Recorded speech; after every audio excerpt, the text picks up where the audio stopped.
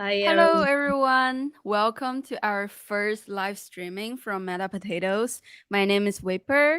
And my name is Jiahui. So, Yes, yeah, we are a Web3 and Metaverse focused for research podcast, and we already have more than 2,000 followers in our Chinese channel. And this is our second. We are releasing our second episodes in the upcoming weeks. So this is our first live streaming event with our potato gap to you guys. So Art is a very professional Web3 marketing leader who focuses on generating and implementing digital strategies with industry defining impacts. So he's also a former CMO for Lawtex and Zili and Ziliqua. So where he oversaw billions of dollars in market growth. So right now he is currently Columbia University Lab to market blockchain accelerator advisor. So let's welcome. welcome. I had to do slow tap it in the room. How are you? It's great to have to be here. It's great to come in and share thoughts on marketing. I think this is something very important for blockchain space. Mhm. Anybody who's watching, necessarily even if you're not necessarily in the you know marketing space itself, any project is that you position or maybe have an idea for a crypto or Web3 project, you're gonna need to Mhm. do some marketing, understanding how to structure it, how to explore it. And I must say, crypto is extra exciting and also crazy. So we're gonna talk a little bit of exciting and crazy today. So it's gonna be mix of things. So yeah, super glad to be here. So Welcome going into our podcast, and also thank you for speaking here in our live streaming. it's well yeah, like I mean, also yeah, for everybody, I think the podcast is gonna be out next week, so they're gonna be an actual podcast. This is I love live cast, and then it's podcast. Then they're gonna be aftercast. No, I'm kidding. Maybe you can tell everybody kind of what the podcast covered, and Mhm. yeah, share some thoughts about. Yeah, of course, of course. So for our podcast releasing next week, our focus is mainly about marketing strategy for tech-oriented projects in Web3. And we have a quick introduction about Art Malkov, and also we have what are the key difference of Web3 marketing strategy compared to the Web2 ones. And also we have a couple questions and also conversation regarding some of the best or key marketing strategies for Web3 tech projects right now. We also talk a lot about like the role of media, social media, and also Web3 community, how community play an important role in this marketing for the all for most of the Web3 project, I would say. All right, it's true. So it's I can tell you that in terms of marketing, you can see all sorts of. It's almost evolution. If you look at 16, 17, 18, during that time, no one knew what really was crypto marketing. So there was a mix of things. For example, no one knew initially that there are going to be like ecosystems and people are going to work so well, going to be so important for crypto projects Hmm. because in Web2, ecosystems are not that important. Well, the reason why, because unlike traditional space, where you have TV coverage, right, and news coverage, in crypto you don't have that. So Hmm. what? So you had to have communities, and then they kind of evolved naturally, where it was Telegram, it was a bit of a Discord, and things where you could evolve and tell others versus expecting to see it on TV. So our TV is YouTube, or podcasts like this. There's no other way to really tap in, or other than hear noise from Yahoo Finance or something, where it's mostly noise. Whereas if you wanted to find out something really in depth. You actually had to go to an event, or you had to go and watch specific YouTube channel that was not part of the general media. And so therefore it almost became a separate world where marketing was evolving its own way, or traditional marketing. And I come from traditional marketing. I was head of marketing for agency here in New York City. And there I saw how traditional marketing done. And then when I joined blockchain in end of 2016, the space was still evolving. So I was part of that giant big boom explosion where the market went from 20 billion in January 2017. Year later, January 2018, it was 840 billion, right? So it's increased 46 times in 1 year, and all that money that came in had to be either invested or spent or wasted, right? So that's what was happening. And I was part of that kind of wave of observing, learning, implementing, trying new things. It's a Cambrian period, in evolution, where all these different mollusks came out and they try to learn how to walk or swim, or mostly swim. And you can see they have like 50 legs, or then drop down 3 legs, 2 giant eyes, or a million eyes, and then slowly figured out what works. That's kind of what happened in crypto in 2017. There was this giant pressure, a lot of money came in, and a lot of ideas were tried. Some of them worked, some of them didn't work. And what we see now is a lot deeper way of how people are marketing it. So I think we have evolved a lot in the last couple of years. Yeah. Wow, it's really amazing. I'm wondering, like you mentioned, you are from a traditional marketing background, so also like working for Web2 as well. How did you do it, like to help the IoTest project aiming to like 1 billion user? How did you do it? Not billion users, market cap. Okay. We did hit, I remember, so there's a few different use cases. So there was Poly Market, there was, which was also a very interesting use case of influencers. So this is where influencers were still kind of new. And when I say influencers, I don't mean YouTubers. A lot of people think when I say influencers, its assumption is YouTube. YouTube had played its role in crypto, but it's more for longer content. Whereas influencers, when I say, is TikTok, actually, TikTok or such, where or Instagram, where it was more social, viral. In the case of IoTeX, it was different, because in IoTeX we built out strong. I came in and I helped build out a strong team, so everyone could basically foundational layer is very important for any layer 1 or Web3 project. So I think I will kind of, if you're watching this and you're planning to do Web3 project, make sure you have the right people in the right places. And when I say it, make sure you have strong content writer. This is very important, because you're reflecting your brand, your content, reflecting how your users will engage with it and how they will share it. So to give an example, if you have a blog post, it makes a huge difference between having it okay, bad, okay, good, and great. Because that piece may be seen by, let's say, even 500 people. If 500 people sees that article, then a lot of them will make some sort of decisions. Maybe 100 people are actually your users. And if you can engage those 100 users on a deeper level and invite them to journey of your brand, you will see that having great content really pays off. Whereas if you have 500 users and who saw your site and you didn't catch them, then you're already struggling. You have, I call it leaky bucket. You have people who are just not understanding what you're doing and why you're doing it. And therefore, I would say for any marketing project, you want to have that. And that works at scale. Like at IoTeX, a lot of my work was to come in and make sure that the flow is good. The users are, understand where they need to go.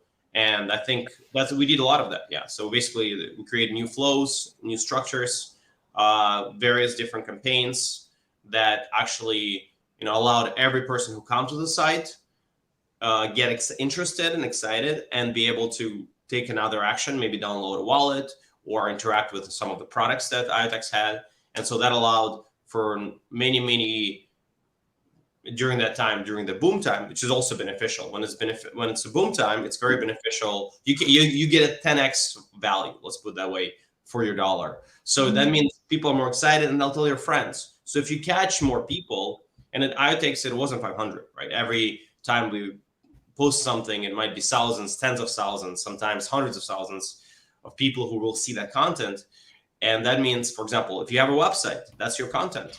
If you don't have excellent landing page that quickly explains what should be done and how it should be done, then you are already struggling.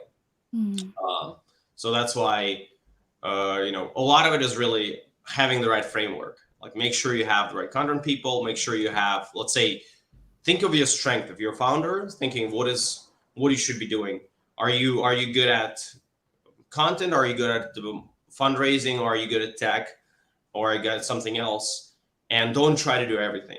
So like, that's one thing I will say. Like, I've seen too many Web3 founders who are like, oh yeah, I'll write blogs. And I'm like, but you're not that good of a writer. So that means you're already missing out on potential growth, potential opportunity, which is, if you're any Web3 project, it's critical. You gotta have those, you gotta make sure that every single user that comes in on your site get exposure. So yeah, any comments, opinions on that? Yeah, that's great. Yeah, actually, just quick note, if anybody has questions, please drop it in the chat. So we have live chat going on. I already see one comment. Yes, still educational content is the way we found can be advertised. Absolutely. There is a stake and earn was another one that can be very effective. But it's like running marathon right now in a crypto market, especially crypto winter. It's running marathon to knowing when to use resources and when not to use your resources and how to use your resources. So sorry, yeah, if you're saying something, I interrupted you. So yeah, I was just wondering, because you talk about like the content creation side, it's definitely that in Web3 that good content stays and it can attract a lot of people. So in terms of the channels that you use to distribute this content, what would be your thoughts on that? Because there are like traditional media and there are also like YouTube and TikTok as the video form, and you also have the media mirror and all this kind of like content platform or text-based content platforms that you can distribute. And also you have social media like Twitter and Discord, right? So in terms of the content distribution, do you have like anything that you want to share? Yeah, so I would say for anybody who does content, and everybody does content. So if you're marketing, you have to do content. It's not a question. It's question is how good is your content engagement, and I wouldn't call it even distribution. To be fair, I would call it. Start with building blocks. So what is content? Content is your way to give value, long-term value for your sites and your users. So meaning, if you're using Medium, I already mentioned, Medium is like the worst thing you can do. Medium is terrible, you see, and it's not controversial. It's true because it's very easy to check, because Medium steals your traffic and your SEO. So every time you get a media, let's say, mention of your company and they link and your articles are on Medium, you are literally giving out power and value of long-term value of your website ranking. So you're already losing to your competition, like, without even knowing that. So even just how you distribute content is very important. So are you doing it on Medium? Then fix that, right? So it doesn't matter how good your content is. If you're doing it on Medium, you're already losing a lot of that steam. Like, so the way I explain it is, you have a sail and all the backlinks and such on the boat, right? And the sailboat flies. So the more wind you have, the better. So the more backlinks you have, the better. But then imagine if you rent out more than half of your sail, maybe 70% of your sail from somebody else, such as Medium. It has a brand, Medium, right? And then so the issue here is that you don't keep a lot of that wind, because even if you don't go off the Medium doesn't share it with your main page. So that means is, let's say you have a website and Medium, Medium does not give you any SEO value. If you know, like if you don't know about it, look it up. It's SEO page ranks. So it means if you getting writing articles and you're getting media linking to them, you actually just lost that, because because you can't just change Medium page and get the benefit of the linking. You lost it forever. So the best thing that project can do with content is move to their own blog. And there are different platforms, but using your own white label blog is important. Like one I suggest is ghost.org, where it's literally white label. You can under blog.yoursite.io or .com, and you're good to go. So so examples of that would be, you can look at IoTeX, for example, or Zilliqa. Like the blogs are there. It's I think it's iotex.io/blog. And in both cases, we had to move from Medium because because in the early days, people maybe didn't understand that. So when this blog set up, but once you set it up, it's very hard to change. So it goes back to building the correct structures in the beginning. That way, you're able to engage your audience from the very beginning, and then you get the most uplift from that audience. So meaning, if you can get your content strategy from day one to 60-70%. And by the way, when I say that, people are like, oh, it's not a lot. No, most, in my opinion, Web3 companies right now are 30% or under quality of content, like that low, because we got a lot of companies got money and they never applied Web2 learnings to themselves. So that's why, like, if you can start at 70 or 80 or 90% from day one, your value is so much greater. So example of that would be at Start Crazy. So the project I advised under IoTeX last year, we grew from almost no users in August. By November, we had thousands of active users playing the game on DeFi. And why? Because their content was, if you're curious, take a look, startcrazy.com, and you can see how they did it. So that's really, and then you decide what platforms you want to decide. YouTube's, Twitter's, this. But first, make sure your own core content is your own. Meaning, mailing list. Are you control? Like you said, we're talking about external stuff. But are you communicating with your users? Are you engaging with your users? At IoTeX, we went from 3,000 mailing lists when I was there to I grew it to over 100,000 by the end of that year. So from June, that's massive, and the opening rate was very high. So ultimately, now every time we wanted to spread information, we had our audience that wanted to hear from us. So think of mailing list as your own personal letter to your users. They want to hear from you. They want to engage. And we also have a question from the studio. Yeah. Any impression of content so far? All right, let's do this. What kind of content would be best for new projects trying to attract that initial bit of attention? From MJ Dillon. Thank you, Dylan. That's a great question. So I would say it's likely, it depends if you're B2B or B2C, but if, let's say, you're an NFT project, and so you're probably more B2C, the best way to do it is generally to get most eyeballs, most engagements. So I would say partnering up with some sort of influencers that are not expensive. So it could be TikTokers that have, 10, 20,000, maybe 10 to 50,000 following.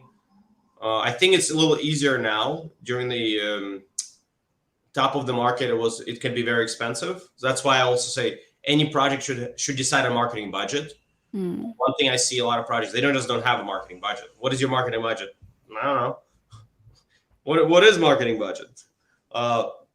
So that's kind of where I would say if you're B2B, it's slightly different. That's when you gotta focus more on the content on site, like just really thinking on what should be there, what his navigation will be, not just your landing page, but let's say whatever the user is, how do you navigate your user? So let's say if it's somebody who doing DeFi wallet, how to get them to download. Will they do it on the first page? Generally, here's a tip. No, people don't take final action on the first page. Generally, you need to have steps where they educate it, like layer by layer, and at some point they'll take an action. So at IDEX specifically, we did a number of different pages where people could almost choose their own adventure. If you're a business, you could actually first get on a main page idea what the project does, and then go to business page and realize use cases and such. So really curating the experience for every user. Like that's one thing I'm focusing on a lot, is make sure that anybody who gets on your site doesn't get lost. Look at analytics, Google Analytics on background, see how much people are spending time on your page. Are they staying or going further? And if they're not going further, why? That's a good question. Like, is maybe your buttons are not engaging, maybe your message on site is not engaging, maybe something else. And if they're going further, you can actually see that at every step, if maybe they're staying really long on third page for whatever reason. So analyze it, and maybe you can take those improvements or message that really sticks with your customer and apply it to first page. So especially if you don't have experience, data really helps you filter between what's good and what you think is good. I actually have a question. So, for example, right now, many of the projects in Web3, especially tech-oriented project, they have budget to buy the swaps or buy the like little things that you are giving away during like Smart Coin or Mainnet or even DevCoin. So there are lots of t-shirt, lots of pens, something like that. So I thought that also count as part of the marketing budget, is it not? Does it like effective for Great. It's a great question. Thank you. So swag, right? Yeah. Swag is good or not? So swag is like, so I like to break marketing in fast food and healthy food. So medium, fast food. Your blog, healthy food. So the analogy here is a swag. It can be either way, but I would say it's tend to be more in a fast food. So why?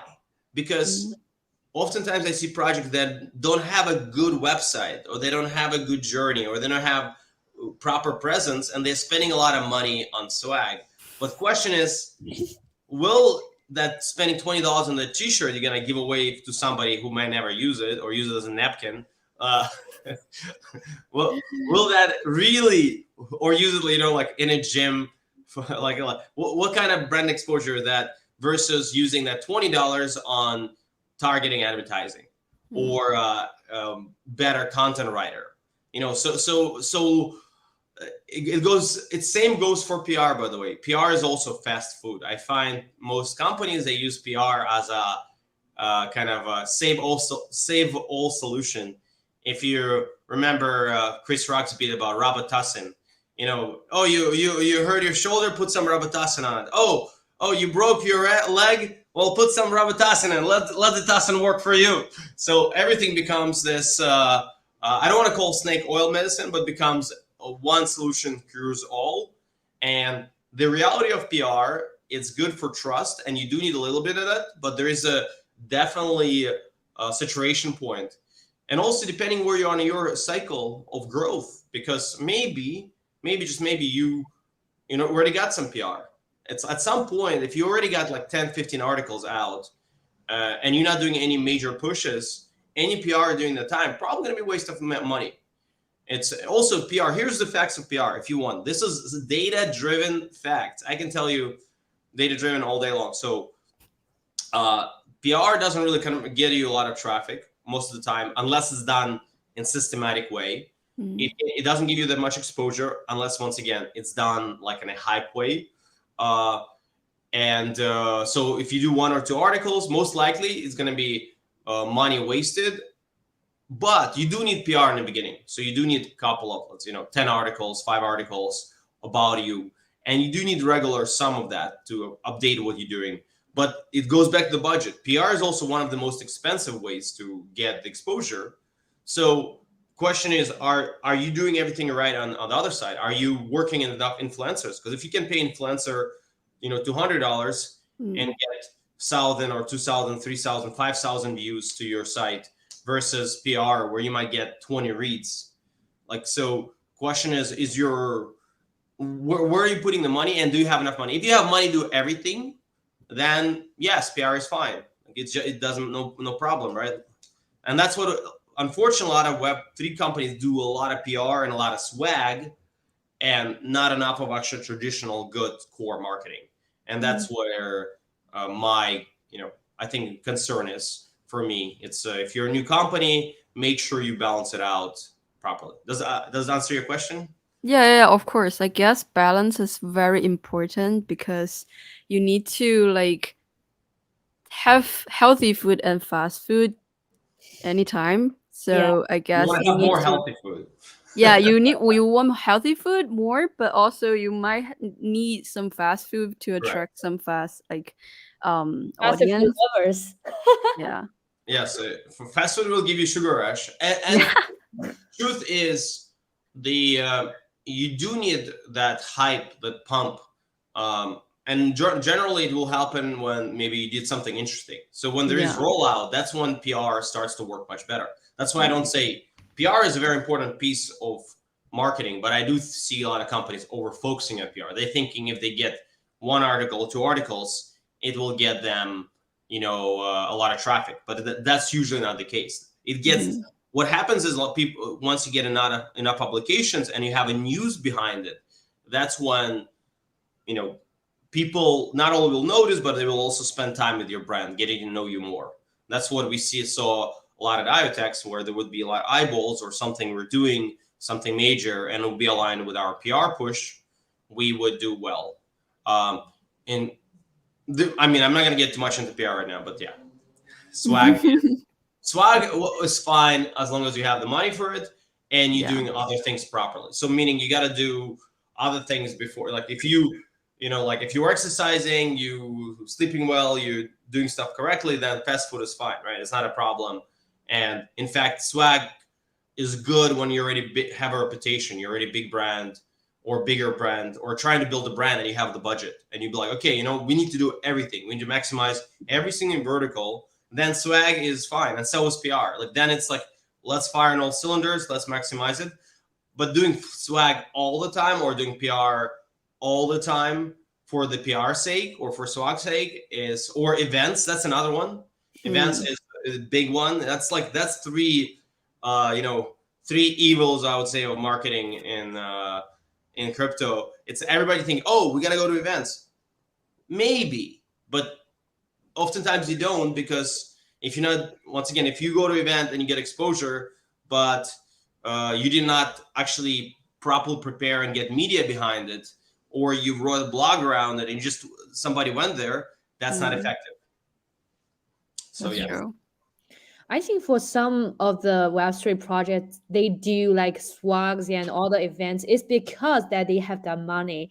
It's because they don't have like very clear thinking towards their marketing budget and marketing strategy. They just got like so much funding in the previous rounds, right? So Correct. they have to spend it in a way that they think it's being spent in a very rational way. Exactly. They don't know what to do, and that's why I say bring in an advisor, bring in an expert to advise you who done it, because otherwise, if you have your marketer for Web2, it's very different from Web3. So I think that's a very important separation. It's not just ecosystem. Another thing is ecosystem. Hmm. Everybody says, yeah, ecosystem is super important, but what do you do with an ecosystem? How do you structure it? How do you build it out from scratch that actually it's effective for you? And then it's not just a buzzword where we got to build our ecosystem. And Web2 actually doesn't do anything with ecosystem. Whereas in Web3, ecosystem is actually, that I would say that's your healthy food, right? Ecosystem is your salad Mm. bowl that you got to have. But you're going to have the good bowl. You don't want to like rotten vegetables in it. So that's why it goes back to how do you build your ecosystem? How do you incentivize people participate in it? How do you grow it? And that's where elements comes in. Telling your storytelling. Let's say I'll give you a whole flow of marketing. So to be specific, somebody goes to your site, like, oh, this is cool. Maybe they heard it on YouTube, right? Somebody mentioned it. So they say, oh, it's really cool. They go to your site, like, oh, it's interesting. It catches my attention. So your site is good enough. They either join your Discord, Telegram, or mailing list, either one of those, maybe Twitter. So one of those pathways. So now you have to make sure is your company has all those pathways working well. So like it's, and are they connected? So for example, if you do have a update, you want everybody to know. Let's say your founder went to a conference, right? And they spoke, right? You see, we're tying it in. So they spoke about the future of Web3 and blah. And you want to know everybody, like especially your users, they want to know, do you have a mailing list? Let's do a checklist. If you don't, okay, let's figure it out, because now you're just missing big piece of chunk where you could be able to share it with your audience. Do you have Discord? Yes, share it with it. But what do you share? Do you just share the tweet with them that our founder is speaking? No, you need to write about conference. You need to write about how he spoke or she spoke and share their views and visions and how it's relevant to you as a user. And then you will go back. And if you have mailing lists, right, your writer will write it. And that's what makes a difference in good writing. If they're writing well, people want to find out more. They want to maybe try your product, download your wallet, I don't know, have tokens. So all those things are really important. So imagine now, if you have the great content, now you can share with Discord, with Telegram, with Twitter. So going to the event, getting the user to the website is important. Then now they're in your ecosystem, embedded. Now, anything that's happening outside of that, your founder speaking, you have update on roadmap, something that becomes the news. That news, you wrap it into the nice content. The writers write it out, and then you push it out to all your channels, and then those channels share it. And also then you can bring in influencers who will amplify your channel, and it becomes a flywheel. So the difference between 100 users, 1,000 users, and 10,000 users, and 100,000 users is huge. For example, at Star Crazy, when I mentioned, our mailing list hit 25,000 people by the end of the year. From September to January, like literally it was 4 months, end of December. That's crazy, right? Like the amount, why? Because it was flywheel growth. There was just this nonstop growth where everyone wanted to know more about it. We have a question. All right. Javier, how are you? Can you tell us a little bit more about the importance of the choice of the image or the word that can make brands stand out from others? Yes, depending on the mediums and channels. So for example, even in your blog post, you can use videos. So generally, one thing I tell projects sometimes it's hard to explain what exactly you do. And you might need an explainer video. And then that explainer video you can embed on your main page, in your blogs, and all other places. So an explainer video affects you differently than reading, right? So if reading an article or a Twitter is different than watching and engaging. And people are separated in 3 general categories: visual, auditory, and physical sense. So visual and auditory is the 2 main ones. So with video, you hit both auditory and visual, and reading covers only one segment. That's why I say you definitely want to do content. And yes, like image and words are very important. Like how important? Between 1 and 100. Let's say if you have okay, boring type of stuff, it's let's say 30%. That's like, it doesn't engage anybody. It doesn't inspire me to take an action. I don't see your vision. If you look at the best projects in crypto, you will see they're inspired. They tell a great story that emboldens you, right? There was Solana's, Ethereum's, the World Computer. The message is really powerful, and they used proper wording. They have very strong taglines that unify, that engage you. So yeah, so I would say it's very important, but the bottom line is that will come from your content person / maybe branding person. But yes, okay, because otherwise you just not, every time you write something or say something or any content comes from you, it either makes a statement or doesn't. See, there is no, it doesn't have to be bad. So here's how I see it. There's bad content, there's intermediate content, and there's good content. And bad and intermediate is same. So it's all bad. Uh, Javier, hopefully, does it answer the question to some degree? Hope so. I Yeah, guess. there is no bad because the medium level of content takes up space on page. So you're losing opportunity of somebody who would be, more engaged, more who could be getting better content and excellent. Who would have a better content, and yet it's opportunity cost. Your page is limited any content you produce, you want to get to as high of a level as possible. That would be my takeaway. And then you can create a flywheel, the one I just explained earlier, to just distribute it across. Like the structure I just gave is literally most Web3 companies do not have it. Like we're talking about probably over 80% of companies do not have that altogether. So some might have small parts of it, some might have big parts of it, but almost very few of them have the entire flow. And the thing is, you don't need to be big to do it well. Anyways, I think we have time maybe for one more question from our team, and we'll finish it up, right? Yeah.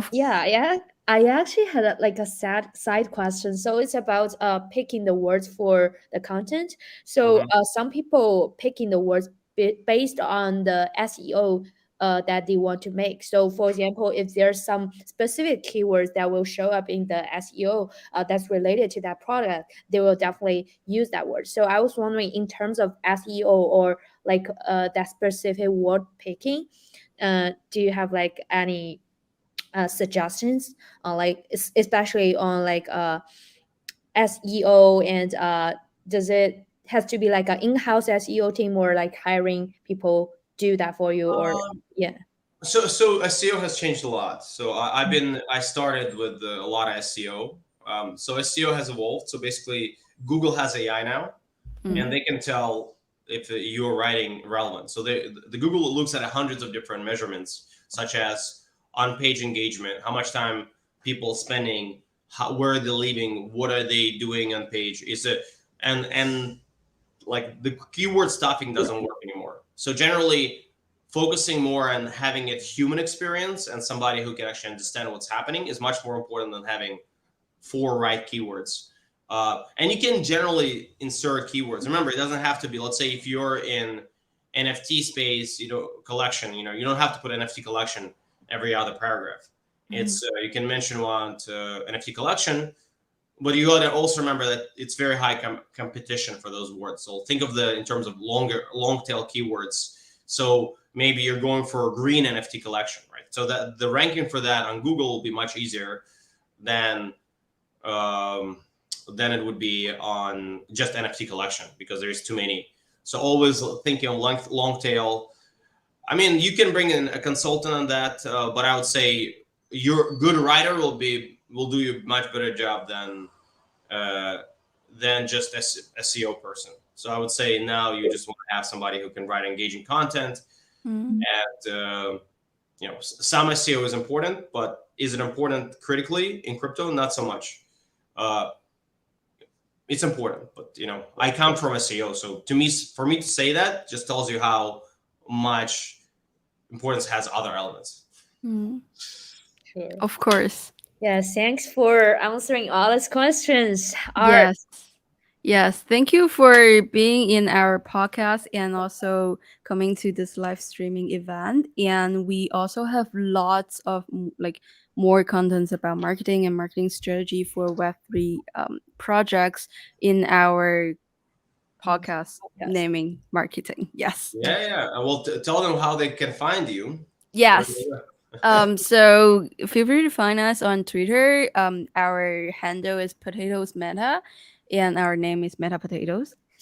And also find us on YouTube or LinkedIn naming Meta Potatoes as well. And feel free to join our Discord or they can channel. go to metapotatoes.io and they can Yes. Metapotatoes.io. Oh, yes, they go to metapotatoes.io and they can find everything. From and the live podcast, so they're going to be a follow-up from me. This is going to be already pre-recorded and it's coming up next week. If you're part of their meetups and such, you'll get email about it. Mhm. It was, by the way, I'll be speaking at a panel in New York City on Benzinga panel in January 7th. So if you're in New York City, come in. I'll be speaking on how we're gonna get hit next 1 billion users. So, take a look. Just Google Benzinga NYC events. And pleasure to be here. Glad to share, Mhm. experiences. Like I said, it can be quite a minefield. So hopefully this session helped Yeah. navigate the minefield. And thanks to all the listeners. Yes. It was my Thank you for all the questions you guys asked. It was Yeah. my pleasure. Thank you, the audience. Thanks. Yes. Bye. Thank you. Bye.